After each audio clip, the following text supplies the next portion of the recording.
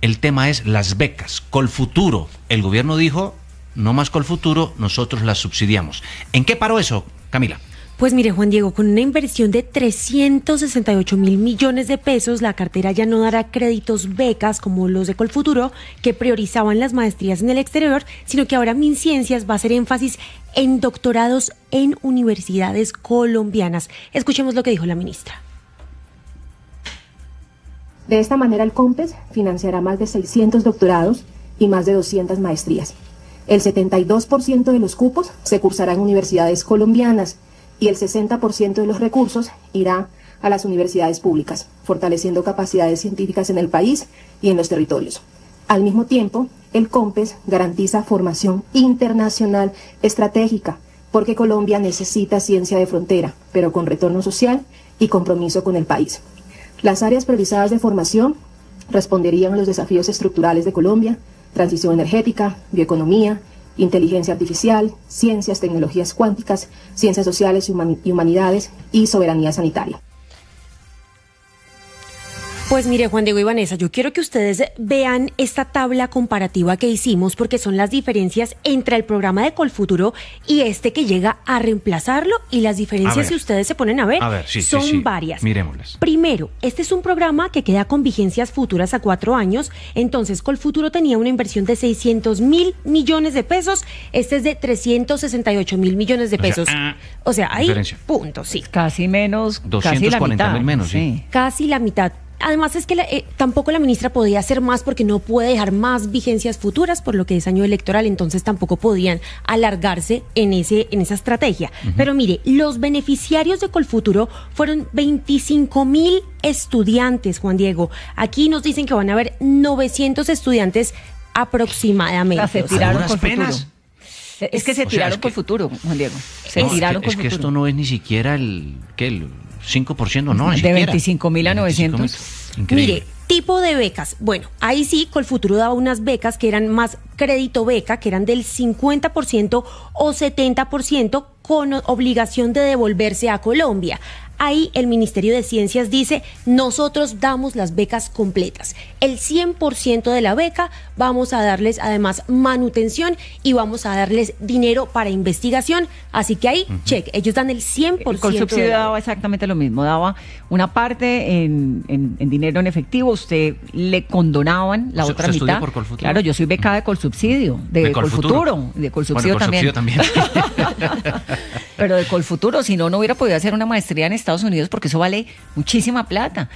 Y me gané mi beca, apliqué al préstamo y luego la universidad me becó también. Pero, bueno, y pero esa es un desastre lo que hicieron con Colsubsidio. Exactamente. ¿Qué priorizan? Digamos que priorizaba Colfuturo, el tipo de universidad, la maestría que usted eligiera, también que usted tuviera una solvencia económica para pagar el resto de deuda que le quedaba. Y aquí ellos iban a priorizar algo totalmente diferente. Entran los estratos 1, 2 y 3. El 60% van a ser mujeres, el 60% de los beneficiarios, comunidades indígenas y población negra. Entonces, hacia allá van todas esas becas. Me encantó esa comparación, muy bien. Tipo de estudio, maestrías internacionales en Colfuturo.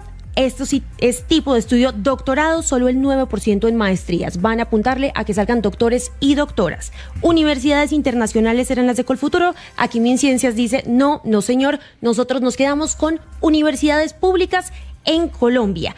La fecha de aplicación de Colfuturo no se sabe aún, ellos no han abierto. Las universidades públicas en Colombia son muy buenas y muy interesantes. Están desfinanciadas, dijo la Contraloría, la mayoría, ¿no? Primero desfinanciadas y segundo, Juan Diego, estamos educando jóvenes para el mundo. El mundo se volvió así de chiquitico. Hoy por hoy somos ciudadanos del mundo. Puede estudiar, puede conocer la China, puede conocer Indonesia, puede estudiar en Estados Unidos, puede viajar, pues tiene que hacerlo. Oiga, ojalá. Esa platica de Colfuturo que se invirtió en usted no se perdió. Gracias, ¿sabes? Juan Diego, muy amable, sobre todo porque hoy me dijo que estaba bonita, le pasó todo. Pero Juan Diego y Vanessa, si ustedes quieren aplicar a las becas del Ministerio de Ciencias, la segunda semana de febrero se abren esas becas y pueden aplicar absolutamente todos los colombianos. Acuérdese, doctorados y doctores y doctoras. Doctora Camila, muchas gracias. El choque político. Y obviamente a esta hora, pues se cumple la espera. Bueno, no sé si se cumple, pero se aplazó durante mucho rato, muchos días, ese debate político que promovían desde Cambio Radical, Carlos Motoa, senador de la República, para que los ministros respondieran sobre por qué firmaron y decretaron la emergencia económica. Laura Daniela Duarte nos amplía de esto. Juan Diego y Vanessa, hace pocos minutos comenzó aquí en el Congreso el debate sobre la emergencia económica del gobierno del presidente Petro, la medida que incluye nuevos impuestos para cubrir el hueco fiscal que dejó el hundimiento de la reforma tributaria. El senador Carlos Fernando Motoa había pedido hacer este debate hace más de un mes y aseguró que uno de los puntos centrales será lo que tiene que ver con el aumento de los impuestos a licores y cigarrillos, como han advertido los gobernadores del país. Escuchemos. En el tema de las finanzas departamentales, recentraliza en materia fiscal los recursos que tienen los gobernadores, que son muy pocos, para atender las demandas en salud y en educación. El primero en llegar, Juan Diego, fue el ministro de Hacienda, Germán Ávila. Hay que decir que la sesión se desarrolla de forma mixta, por lo que hay congresistas conectados de forma virtual, incluido el presidente del Senado, Lidio García. Aunque estaban citados todos los ministros, hasta ahora solo han llegado 3. Ya el ministro de Hacienda, también el ministro de Salud, Guillermo Alfonso Jaramillo, que aseguró que son necesarios los recursos de la emergencia económica para cumplir con el incremento de la UPC. Escuchemos. Eso representa 3.3 billones que en este momento, por supuesto, implica una situación que no estábamos contemplando. Pero importante también lo que dijo el ministro del Interior, Armando Benedetti, sobre la posibilidad de salir del gobierno para apoyar la campaña de Iván Cepeda. Hasta el 7 de agosto, bueno, hasta el 6 debe salir uno de la oficina. Pues Juan Diego, estaremos muy pendientes. Sigan ustedes allí en la mesa. Un saludo para usted y para Vanessa. Gracias, Laura Daniela, pero usted tenía un dato. Sí, le cuento rápidamente que el llamado Frente Amplio por la Paz, que iba a ser la consulta apoyada por el petrismo, cambió de nombre, se llama Frente por la Vida, ya es un nombramiento, pues lo van a decir, creo lo van a anunciar. El requisito que pidió Cristo. Sí, como una sugerencia, sí, como digamos, diciendo, un es que yo no soy acuerdo del que pacto, lograron. yo no soy nada de... Entonces, hasta el momento quedarían gobierno. Roy, quedaría Romero, quedaría Daniel Quintero, si es que finalmente el Consejo Nacional Electoral le permite su participación, lo mismo Cepeda, si se lo permiten, porque la verdad pues está muy complejo y muy partida esa decisión del Consejo Nacional Electoral. Cristo podría entrar allá, pero Cristo también está invitado a la otra fiesta, la de Claudia López con Murillo. Entonces van a definirlo, pero... no ha definido con cuál baila. No, lo tiene que anunciar el viernes. Pero lo del Frente por la Vida tiene lo que usted dice, digamos el acuerdo, más que condición, el acuerdo para que no haya una constituyente y para que trabajen juntos, unidos, etcétera.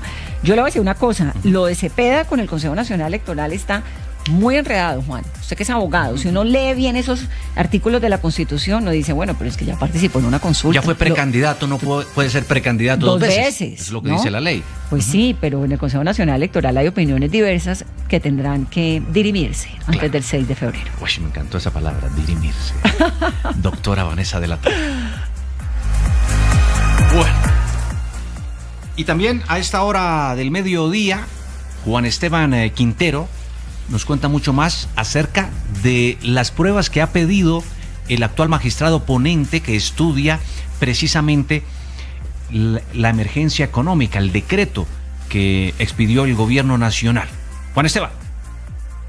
Juan Diego y Vanessa, mucha atención porque fuentes en la Corte Constitucional confirmaron que los 8 magistrados de la Sala Plena analizan el impedimento presentado por el presidente de la corporación, Jorge Enrique Ibáñez, relacionado con los decretos de emergencia económica.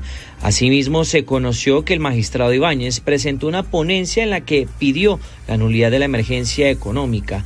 Esta situación habría generado profunda tensión entre los colegas que integran este alto tribunal, teniendo en cuenta que Carlos Camargo había sido designado como el ponente en este proceso. Cabe agregar que también ya avanza la recolección de pruebas que solicitó Camargo y una de las que más llama la atención es si la ministra de Ambiente encargada, Irene Vélez, firmó este decreto sin un acto administrativo que certificara la ampliación de su encargo. Movistar Total, que te trae Winlight para ver la Copa 2026, presenta en el noticiero del mediodía, Minuto 60 Movistar. Minuto 60 Movistar desde Pereira, donde una jueza absolvió a Jonathan Steven y John Alexander Mejía Hurtado, conocidos con los alias de Truán y Carevieja, de los delitos de homicidio y tentativa de homicidio vinculados en el caso del asesinato de Lucas Villa en mayo del 2021 en el viaducto de Pereira en medio del estallido social. Según el fallo, se evidenciaron contradicciones en los testimonios presentados por la Fiscalía que impidieron demostrar la responsabilidad penal de los acusados en los delitos imputados. Los detenidos fueron dejados en libertad y este miércoles se llevará a cabo la audiencia de sentencia absolutoria. Minuto 60 Movistar desde Popayán con los 7.000 campesinos del sur del Cauca que anunciaron una movilización para el 30 de enero en rechazo a las fumigaciones con glifosato. Las comunidades exigen al gobierno nacional una sustitución de cultivos concertada y con garantías. La concentración será en el Bordo Patía, donde se sumarán delegaciones del Cañón del Micay y no se descartaron bloqueos en la vía panamericana. Minuto 60 Movistar. Desde el Tolima, el registrador Hernán Penagos alertó sobre el incremento atípico de cédulas inscritas para las elecciones de las curules de paz. De los centros urbanos a inscribirse en los sectores rurales, usen la palabra, para influir en esas elecciones de las circunscripciones de paz. Según el registrador, detrás de este fenómeno estarían grupos armados que al parecer buscan influir en las elecciones de los territorios más afectados por el conflicto armado. Minuto 60 Movistar desde Barranquilla, porque los niveles del río Magdalena en el sur del Atlántico se ubican actualmente en 5.10 metros, pero las autoridades advierten que podría descender por debajo de los 2 metros durante las próximas semanas, lo que generaría una emergencia en la prestación del servicio de agua potable. La Secretaría de Agua del Atlántico indicó que el río está bajando hasta 15 centímetros diarios. La bocatoma más crítica es la del municipio de Campo de la Cruz, donde ya se activó un plan de contingencia con carrotanques.